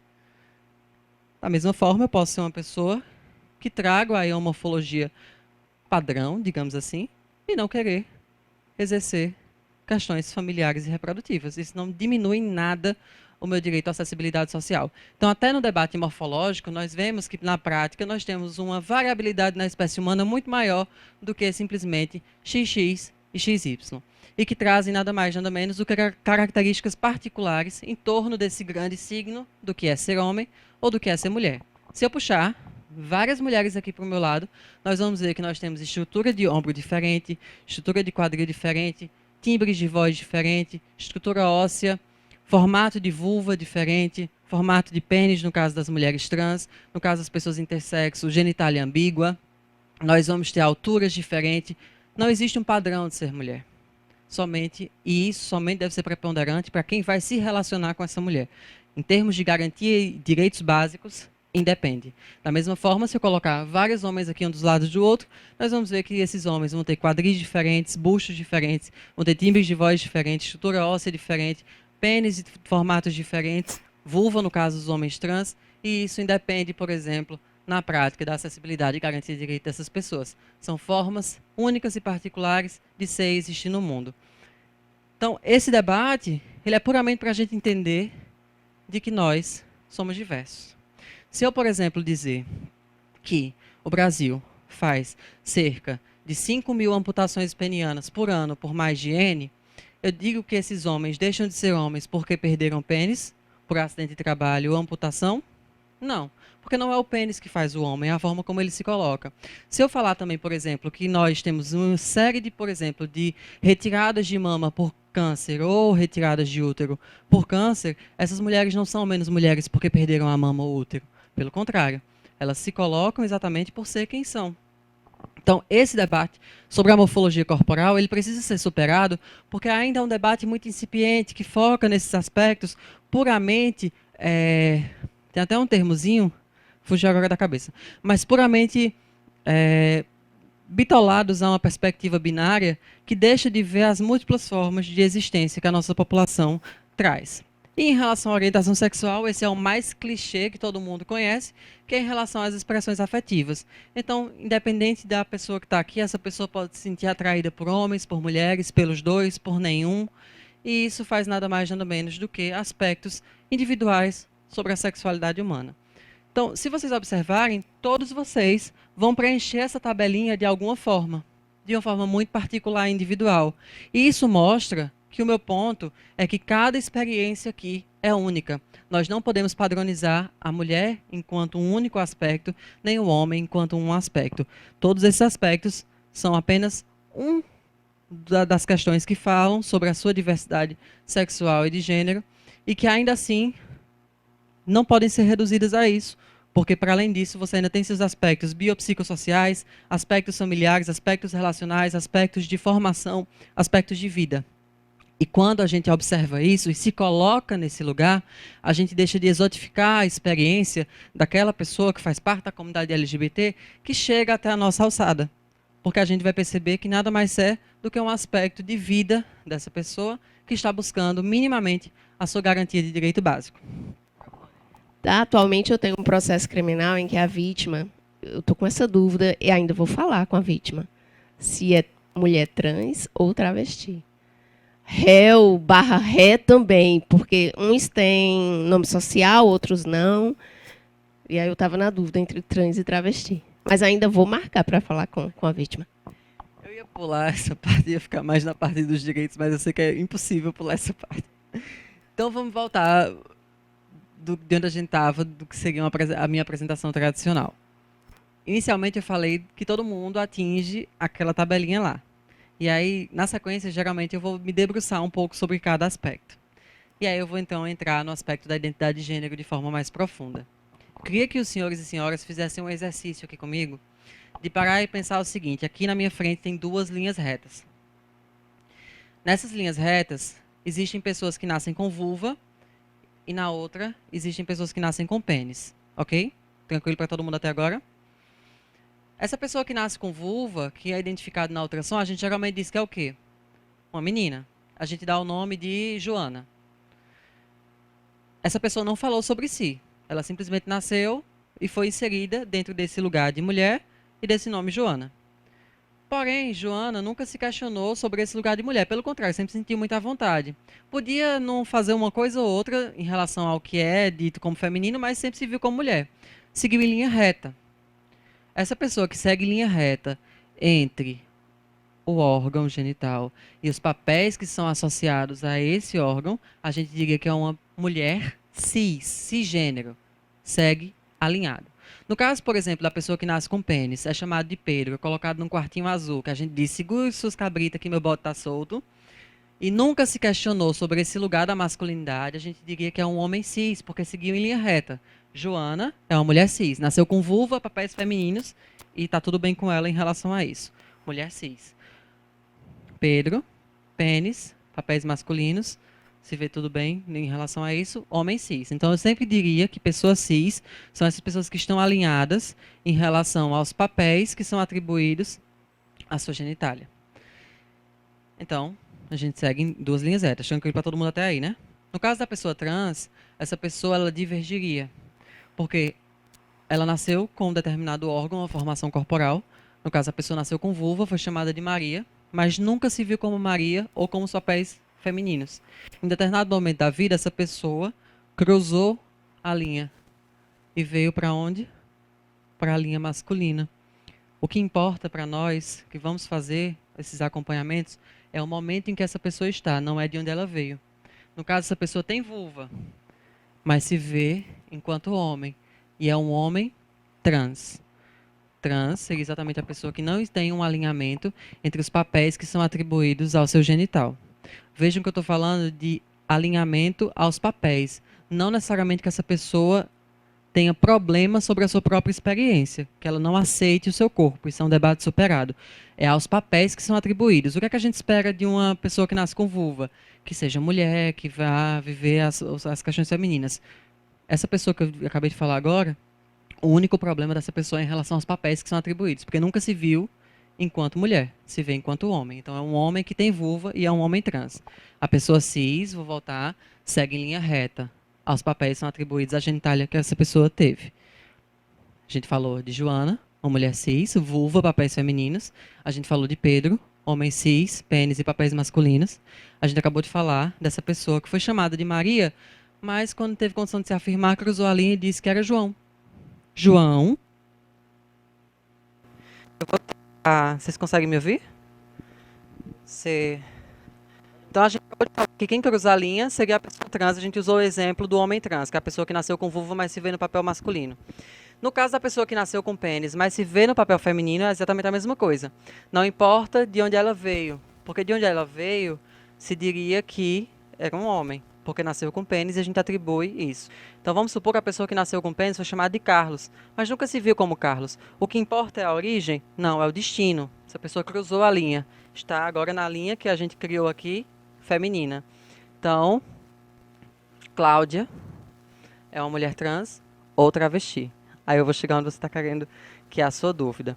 Então, só para a gente resumir, pessoas cis seguem em linha reta, pessoas trans cruzam a linha, o que importa é o lugar em que a pessoa está agora, como ela se afirma no momento, certo? Então, vamos fazer um exercício. Quem é cis aqui, levanta uma mão. Quem é trans, levanta 2. Vamos fazer o exercício? Então a gente fez o chá de revelação de vocês. Essa é a identidade de gênero de vocês. Vocês são homens cis e mulheres cis. Nunca digam só que você é cis, porque se você disser que é cis, eu não vou saber o que é. Se é homem ou se é mulher. Então digam sempre, eu sou um homem cis ou sou uma mulher cis. Da mesma forma como eu vou dizer para vocês que eu sou uma mulher trans. Ou no caso, por exemplo, se tivesse um colega aqui que fosse um homem trans, ele diria que é um homem trans. Tudo bem? Ah, Laura, e as travestis entram aonde nessa história? Aí a gente tem que voltar no tempo. Todo mundo aqui, alguns de vocês muito provavelmente conhecem presencialmente, eu só conheço pela novela, a Índia. E na Índia, nós temos uma cosmovisão, que é a cosmovisão hindu, que é milenar. Ela existe, inclusive, antes da fundação das Américas. Na cosmovisão hindu, nós temos as hijras. Alguém já ouviu falar? As hijras são manifestações terrenas, representações terrenas da deusa Kali. E são mulheres trans. Na visão hinduísta, essas mulheres têm um lugar social na casta hindu. E elas representam essa deusa. Então, se uma hijra cruzar o seu caminho, você não pode olhar para ela, você não pode tocar nela. É um bom presságio e você, inclusive, tem que dar dinheiro a ela. Aqui no Brasil, a gente apanha. A gente é revitimizada, sofre uma série de violências, mas lá na Índia nós somos consideradas semideusas. Por que eu estou justificando isso? Se você for para o México, na cosmovisão indígena mexicana, nós temos as muxes, que também é uma representação local. Se você for para os Estados Unidos, em várias representações indígenas, nós temos a população Two Spirits, que seriam pessoas que trazem no corpo o que eles chamam de espírito masculino e feminino em uma pessoa só. No Brasil, nós temos exclusivamente as travestis como identidade feminina histórica nossa, que foi historicamente situada nesse lugar da prostituição, da marginalidade e nesse termo negativo. Nós temos 2 operações policiais que foram perseguições institucionais no processo da ditadura que fomentaram essa imagem da travesti de uma forma negativa. No Sudeste foi a Operação Tarântula, no Nordeste a Operação Briga de Galo. Essas operações, elas tratavam as travestis, que você pode tratar já como um correlato de mulheres trans, enquanto pessoas que representavam a degenerescência social, exatamente por estarem situadas na prostituição compulsória e macularem aquele ambiente que a gente falava da constituição de uma civilidade, de uma sociedade que estava se mostrando altiva, que o regime ditatorial trazia essa visão da ordem. Então, foi instituído pela segurança pública que essas mulheres trans precisavam ser perseguidas institucionalmente, limpadas, uma higienização social. Nisso, muitas foram mortas, assassinadas, não se tem registros, algumas outras que sobreviveram falam sobre essa época, inclusive já começavam a trazer aquela transição do boom da AIDS e associavam a AIDS à população LGBT, então elas andavam com a navalha para se cortarem, para evitar que os policiais as pegassem, porque eles tinham medo de tocar no sangue, não tinha informação na época sobre isso, e isso cria esse imaginário social sobre as travestis, que muita gente conhece como traveco, esse é um termo pejorativo que não deve ser usado em hipótese nenhuma, associando como se a travesti, e as pessoas falam o travesti, de modo geral, pegando o termo na etimologia do dicionário como se fosse esse ato de um homem que se veste de mulher, que se traveste, que se disfarça. Tanto que a gente usa comumente, num processo, numa linguagem mais acadêmica, que tal coisa está travestida de outra, como se fosse exatamente essa simbologia do disfarce. Na prática, a travestilidade seria a nossa hijra, ou seria a nossa muxe, ou seria a nossa Two Spirits. É uma identidade local, exclusivamente nossa, em que o termo fala exclusivamente de mulheres trans, sem diferença nenhuma. Ah, Laura, mas é porque eu aprendi que a mulher trans era aquela que queria fazer cirurgia, e a travesti não, é aquela pessoa que só se veste, que se monta. E aí eu sempre gosto de fazer um exercício de pensar que o que é essa condicionalidade a um sujeito de direitos de que ele precisa acessar determinado procedimento estético para ser considerado sujeito. Se eu disser, por exemplo, que o Brasil é campeão em vulvoplastia, rejuvenescimento vaginal, eu diria então que as mulheres, para ser consideradas mulheres, elas precisam fazer vulvoplastia? Se eu disser, por exemplo, que o Brasil faz uma série de cirurgias de aumento peniano, eu diria que homem de verdade no Brasil é só aquele homem que tem um pênis acima da média? Então, quando eu condiciono que, por exemplo, para uma mulher trans ser considerada mulher, ela precisa fazer uma neovulva ou implante de silicone, eu estou condicionando um sujeito a dizer que ele só vai ser reconhecido mediante um determinado procedimento. E a gente está violando o direito personal dessa pessoa, no mínimo. No mínimo. Então, essa condicionalidade da cirurgia é uma visão estereotipada, mas é uma visão que já aconteceu institucionalmente, porque inicialmente para a população trans conseguir fazer o processo de retificação de nome e gênero, era necessário que essa pessoa atestasse juridicamente de que ela tinha uma completa inconformidade com o seu corpo e um sofrimento condicionado à sua experiência de gênero. Então, é nesse sentido que a gente criou esse mito de que a travesti seria essa pessoa, esse homem que se veste mulher, e a mulher trans não, é essa figura sofrível que detesta o próprio corpo, que encarna todos os piores estereótipos de condicionamento social que se coloca às mulheres, impressão estética e tudo mais, como se fosse exatamente por conta disso que eu, enquanto braço do Estado, vou dizer, você é gente. Então, tu venha cá, venha pegar seu certificadozinho de mulher. E a travesti não. A travesti é aquela figura periférica que vai dar 3 tapas, vai dar um grito, vai falar um monte de palavra de baixo calão, que se droga e que está na prostituição, porque simplesmente esse é o lugar dela.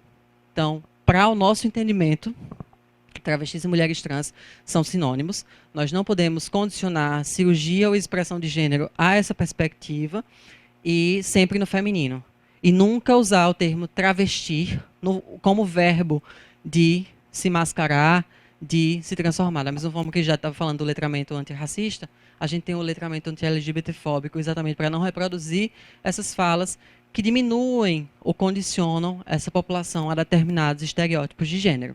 Então, é basicamente nesse sentido. Não existe uma diferença fundamental entre mulher trans e travesti, não pode ser condicionada à cirurgia nem à expressão de gênero, porque eu costumo brincar também o seguinte, a gente fez o chá de revelação da identidade de vocês agora, né? Mulheres cis e homens cis. Se passasse um raio laser e transformasse todo mundo aqui, as pessoas que são homens cis e mulheres trans, e as pessoas que são mulheres cis e homens trans, ninguém conseguiria facilmente fazer toda uma afirmação de gênero em procedimentos estéticos, em roupas, em vestimentas, em documentação do dia para a noite. Ainda mais uma população que sequer acessa empregabilidade, educação e espaços sociais. Então é nesse sentido que a gente entende de que a transição ela é processual, porque ela implica muitas coisas, inclusive o acesso à renda. E muitas vezes aquela pessoa ela pode não estar chegando para você da forma, inclusive, como ela se percebe. Porque se ela tivesse condições mínimas para isso, no caso de uma mulher trans, ela poderia sim acessar uma laser terapia, ela poderia sim minimamente fazer, no caso, se for do desejo dela, uma prótese, a questão da neovulva ou algo desse sentido, mas que não é obrigatório, porque ela pode, inclusive, pode estar muito satisfeita com o corpo dela, muito bem, obrigada. Então, é nesse sentido que a gente não pode fazer essas condicionalidades, mas é uma dúvida extremamente comum, porque a forma como a gente, historicamente, aprendeu essas nuances e a forma como essas pessoas não chegam nos espaços, sem ser muitas vezes já de uma forma muito vilipendiada, faz com que elas não consigam se falar de si. Era até errado. Porque eu pessoalmente achava que eu deveria falar sempre mulher trans e nunca travesti, porque como o travesti remonta a essa marginalização, a prostituição, aí eu achei que era o letramento LGBTfóbico, eu não poderia usar travesti, mas você começou a sua fala se chamando de travesti. Aí eu falei, eita, então travesti tá ok. Porque é exatamente uma promoção à dignidade, um olhar outro sobre essa experiência que é originária da nossa sociedade. Eu poderia muito bem dizer aqui que eu sou uma mulher trans e não ter demérito nenhum na minha fala, mas quando eu falo que eu sou uma travesti, causa um impacto. Como assim ela é travesti? Travesti, que nome estranho e tudo mais, eu entendi que isso era errado. Algumas mulheres trans, inclusive, vão achar negativo que você a chame de travesti, por conta desse histórico e por conta de como esse conhecimento não é horizontalizado. Para muitas pessoas, como a gente começou a conversar aqui, muitas pessoas que estão aqui nessa sala ainda estão no GLS. E da mesma forma, a população LGBT não está isenta disso. A população LGBT, muitas pessoas LGBTs ainda estão no GLS. Da mesma forma como o Jade colocou, que em relação ao letramento racial, muitas pessoas não brancas, pretas, indígenas, ciganas, quilombolas, são racistas ou cometem vários atos que vão contra a diversidade étnico-racial. E aí esse debate precisa ser entendido por nós, que estamos na ponta fazendo o atendimento. A gente nunca pode esperar que aquela pessoa que está já numa situação de vulnerabilidade me ensine sobre a sua própria experiência, porque, no final das contas, ela vai trazer uma perspectiva muitas vezes fragilizada, e isso pode soar como revitimização. Deixa eu passar para ti, para continuar. É só para aproveitar, quando na outra fala eu falei a respeito de processo de subjetivação e que nós reproduzimos, é porque nós somos formados, educados deixa eu esquecer, peraí. É assim, esse processo de desumanização, nós somos, assim, essa questão de machista, questão binária, machista, feminista, heterossexual, homossexual, e a gente passa a perceber e a sentir de acordo com a cultura hegemônica, a interesses de poderes, relações de poder, que nos faz termos esses preconceitos. Todos nós. Então não é culpa minha ser preconceituoso como branco, como negro, né? Porque é um sistema que nos manipula de forma tal que é como se fosse uma genética cultural. E aí é preciso desconstruir isso. E essa desconstrução passa por eu afirmar que eu sou todo assim, eu faço parte dessa engrenagem de exclusão das diversas formas, seja para negro, mulher, tudo. Está entendendo? Então, a gente tem que se desconstruir. As nossas instituições, seja do Poder Executivo, Legislativo, Judiciário, é construído dessa forma. Então, não é a instituição. Somos nós que fazemos as instituições, que fomos educados dessa forma. E se nós não nos deseducarmos na construção humanizante, nós continuaremos reproduzindo esse sistema. Não tem como não fazer isso, mudar, se a gente, no nosso local de trabalho, nós não começarmos a desconstruir entre nós esse processo de tirar preconceitos, de nos humanizarmos nesse sentido. Então, nós fazemos parte, somos uma peça de todo o processo de exclusão, os mais diferentes. Queria dizer isso, e isso está muito bem posto em várias teorias. Foucault coloca muito bem isso e tantos outros. Obrigada.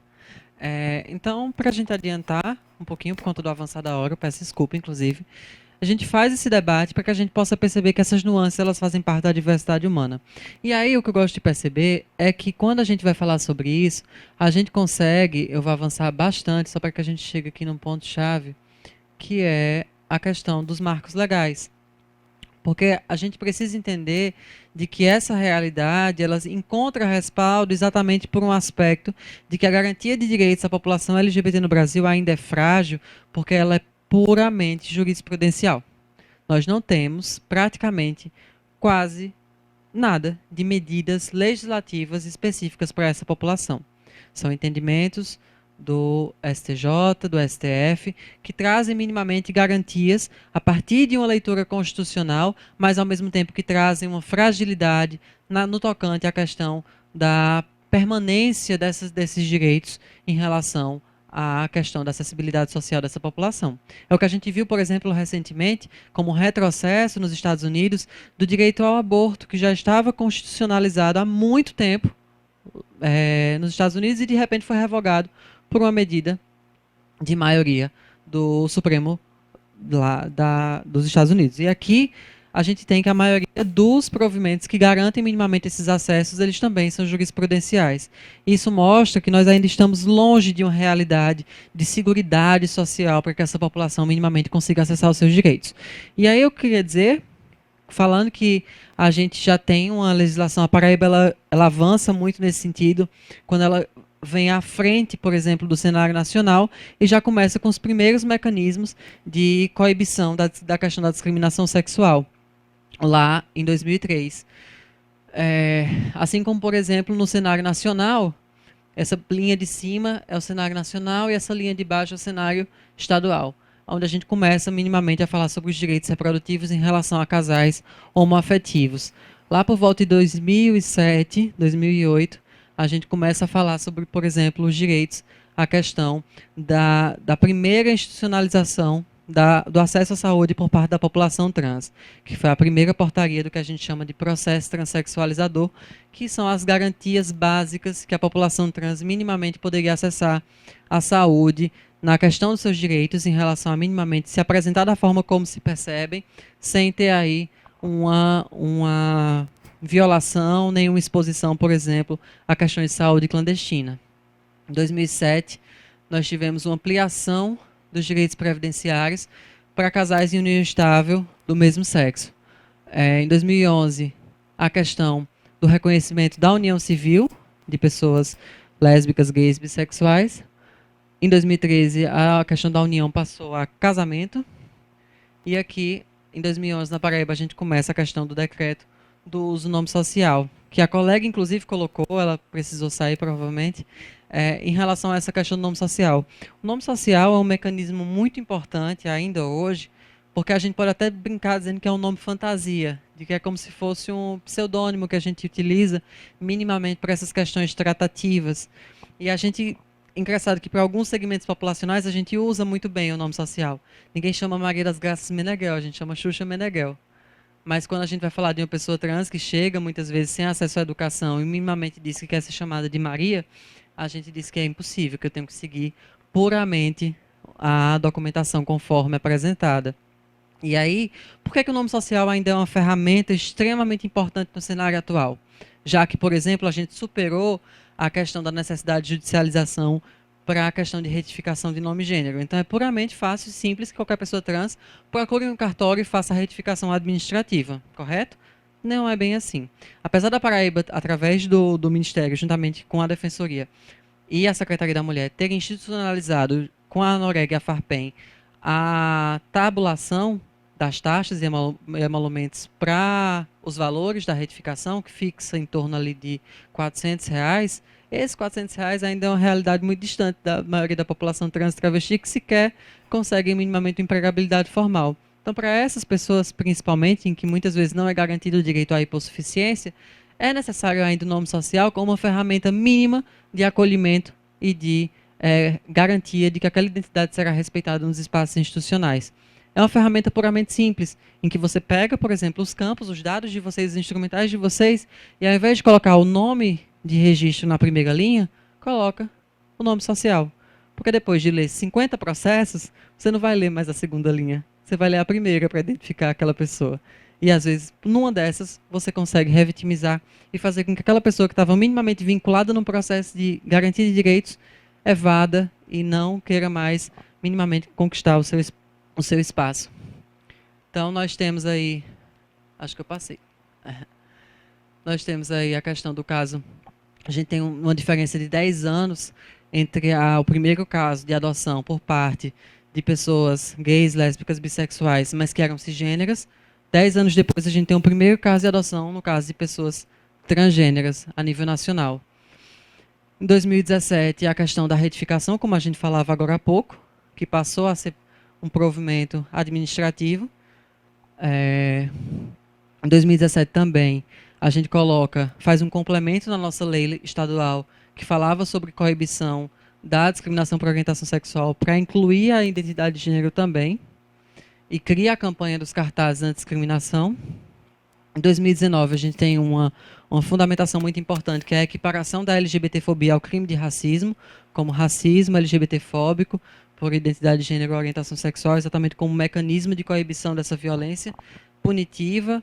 A gente entende de que está longe ainda da realidade em que a gente consiga minimamente fazer esses processos de formação, de letramento, de aperfeiçoamento, para que esse debate chegue em todas as camadas populacionais, porque a gente entende que o acesso a esse conhecimento, que ficou taxativamente falado como ideologia de gênero, nada mais é do que uma promoção da diversidade, para que as pessoas consigam minimamente coexistir num espaço de respeitabilidade. Eu falava inicialmente da proibição de doação de sangue.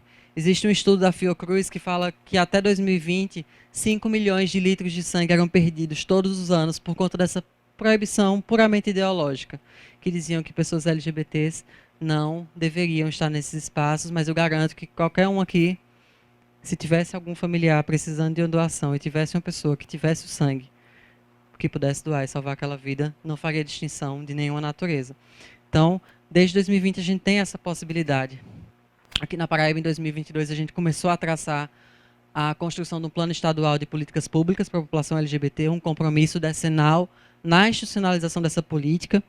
E aí eu queria apresentar para vocês, só voltando rapidamente, que essa realidade, quando a gente faz uma construção de um processo de olhar para a população e tentar criar esses mecanismos de acesso, mas também de permanência, faz com que hoje a Paraíba ela tenha e seja uma vitrine de serviços no sentido da cidadania e da garantia de direitos dessa população.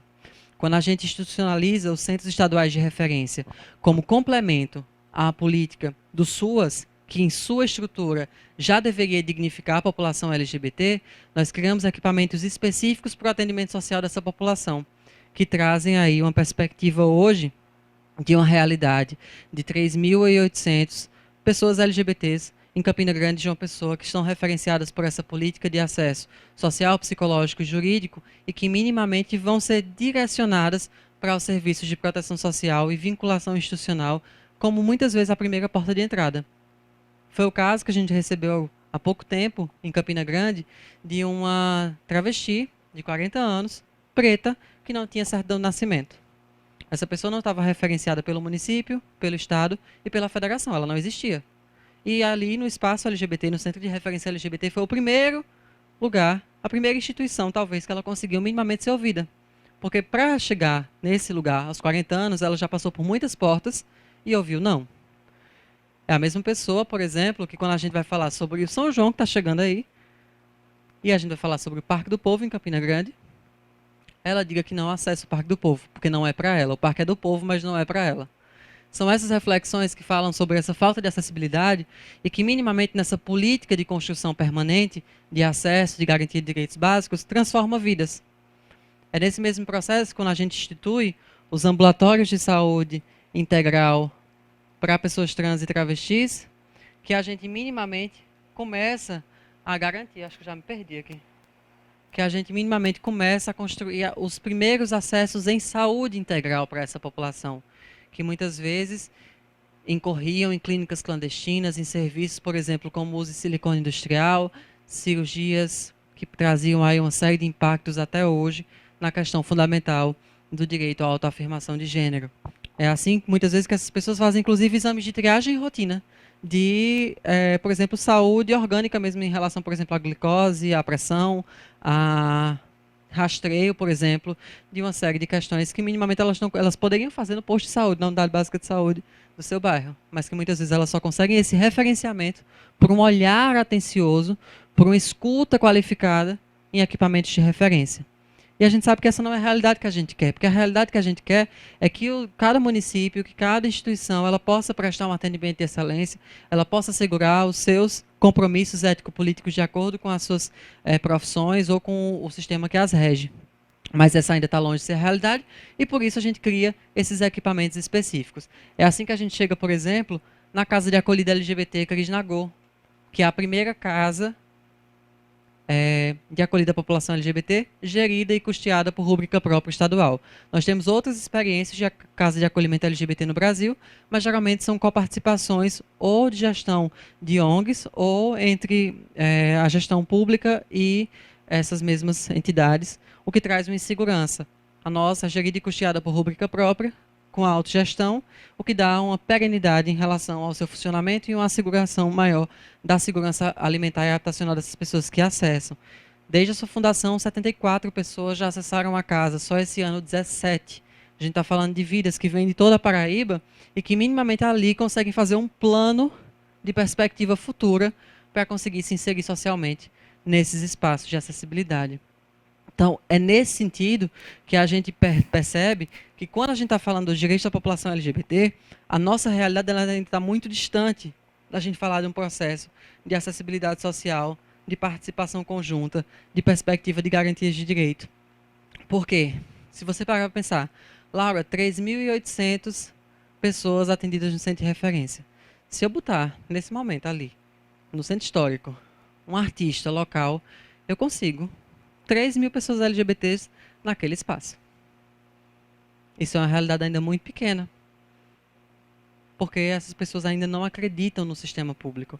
Essas pessoas ainda não acreditam e não se veem enquanto sujeito de direitos. Essas pessoas ainda têm a visão de que elas precisam se autogerir em redes próprias de solidariedade e que elas não são referenciadas quando elas buscam institucionalmente fazer denúncias sobre processos de violação de direitos, fazer denúncias sobre processos de LGBTfobia ou minimamente de aquisição de direitos nesse mesmo processo. Então elas vivem a revelia do Estado, essa é a realidade. E o que a gente tem feito é um processo de a percepção de si, para que você, a partir do momento que entenda o lugar que você ocupa, você possa fazer um referenciamento primário a equipamentos que estão qualificados. 2, capacitação inicial e continuada com profissionais das mais diversas instituições, inclusive esta, no sentido de que esse aperfeiçoamento é um dever de nós, enquanto servidores públicos, enquanto agentes de promoção de cidadania, nós precisamos estar sensíveis. E a acessibilidade vem como, Laura? Eu preciso reinventar a língua? Eu preciso criar mecanismos extraordinários de inclusão? Não. Eu posso chegar aqui para você e dizer, boa noite, fique à vontade, como eu posso te chamar? Veja que eu não tratei nem no masculino nem no feminino. Eu tratei diretamente a pessoa que está na minha frente. Perguntei como eu posso te chamar, como eu posso te acolher. Fique à vontade nesse espaço. Esse espaço é um espaço para todas as pessoas. Assim que possível, vou buscar encaminhar a sua demanda, sempre direcionado àquela pessoa. E ali, minimamente, eu fiz um acolhimento e deixei que a pessoa se colocasse. Dissesse quem era, dissesse o nome, dissesse que aquilo é um espaço seguro e que ela pudesse minimamente se sentir parte desse processo. São essas ferramentas muito simples que fazem a diferença entre essa pessoa minimamente acreditar no sistema do que a gente desenvolve, acreditar na política que a gente executa e minimamente se perceber enquanto parte, enquanto cidadã, enquanto sujeito de direitos. E essa é a nossa missão se a gente quer construir uma sociedade igualitária, equitativa, antidiscriminatória. Porque somente assim, quando a gente dignifica aquela experiência e constrói possibilidades de vida, perspectivas em que as pessoas se sintam parte do processo, em que a política é construída conjuntamente, de que adianta eu pensar na realidade dessas 3.800 pessoas, que está muito aquém da realidade paraibana, mas já me dá indicadores de que a maior parte são mulheres trans, homens trans, que eu posso pensar a partir desses marcadores em construir políticas de educação através de cursos de formação inicial e continuada, através de parceria para a empregabilidade, através de processos de facilitação na questão da retificação documental, através de programa da dignidade menstrual, que vai dimensionar essa realidade. Quando eu entendo e diagnostico quem são essas pessoas, eu minimamente crio as condições para construir políticas embasadas nessa realidade, dar respostas reais para os problemas reais cotidianos. Mas esse processo ele é simples? Não, porque para aquela pessoa que vive lá em um exemplo de um município pequeno, Cubati, não sei nem se é pequeno, estou só dizendo. Então vamos pensar na realidade de Cubati. Para aquela menina se assumir lésbica, numa cidade pequena, ela vai ter que enfrentar gregos e troianos.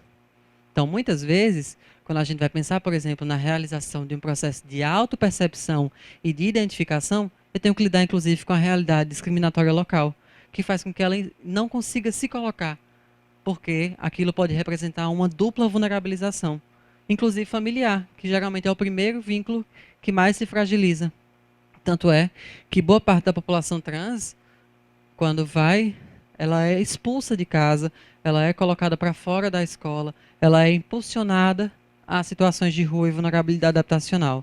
E a gente tem o Ministério Público exatamente como parceiro nesse sentido, quando a gente cria essas ferramentas que dizem que na escola existe o direito ao nome social, que precisa ser assegurado, de que a proteção, por exemplo, dessa pessoa LGBT na infância se sobrepõe a vieses ideológicos que muitas vezes condicionam a essa criança como se ela fosse um ser que está a revelia ali do desejo do pai. Não, essa criança, antes de tudo, é um sujeito de direitos que tem voz.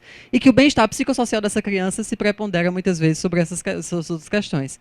Então, quando a gente vai criando esses mecanismos, a gente entende de que o caminho ainda é longo, mas que é possível, e que a gente tem trazido respostas, que a gente tem construído caminhos, e que esses números ainda podem parecer pequenos, mas são vidas.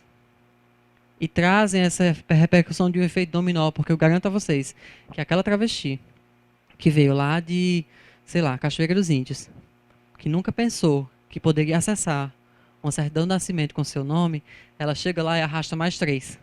Porque ela passou a acreditar no serviço público, porque ela passou a se ver enquanto sujeito de direitos. E na próxima vez que uma pessoa for dizer que não aceita o nome social dela, ou condicionar a experiência dela a uma perspectiva, ela vai dizer, não, tem um órgão que me respalda. O Ministério Público é um órgão que me respalda. A Secretaria da Mulher, o Governo do Estado, a Defensoria, os diversos órgãos. E eu vou, inclusive, conseguir chegar na delegacia e lhe autuar por discriminação. E eu vou ser ouvida pelo delegado, porque ele acredita em mim. Porque eu não sou uma pessoa que estou ali passível de uma degenerescência imposta sobre mim por conta de minha identidade de gênero ou orientação sexual.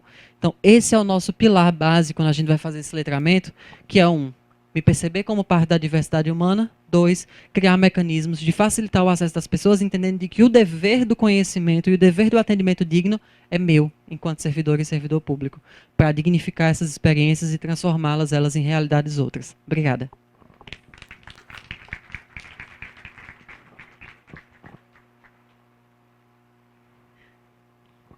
Muito obrigado, Jadiele. Obrigado, Laura.